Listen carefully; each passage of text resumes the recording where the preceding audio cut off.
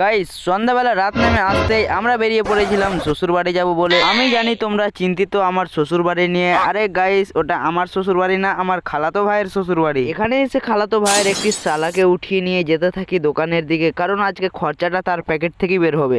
সময় মতো জায়গায় পৌঁছে 3-4 বালতি চা অর্ডার দিয়ে দিলাম, আর সেই অর্ডারটা আমাদের 5 মিনিটের মধ্যে কনফার্ম হয়ে গেল।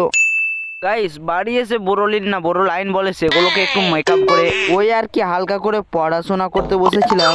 অজগর আসছে তেরে, আচ্ছা আয় আমটি আমি খাবো পেরে। সালা সারা বছর পার হয়ে গেল, তাও আবার আম পেরে খাওয়া হলো না। হাসুইতে ইঁদুর ছানা লুকিয়ে মরে বউয়ের ডরে। বাকিও সব পড়াশোনা করার পর আমার চোখ গেল এই লাইনটির উপর। লর্ড কার্জন বাঙালি সাংবাদিকদের গরম গরম ইংরেজি দেখে কি বলতেন, গরম গরম ইংরেজি। জীবনে প্রথমবার কোনো বইয়ে শুনলাম গরম গরম ইংরেজি তাও নাকি বলা হয়। ভিডিও শেষ হলো, এবার একটি সাবস্ক্রাইব করে দাও।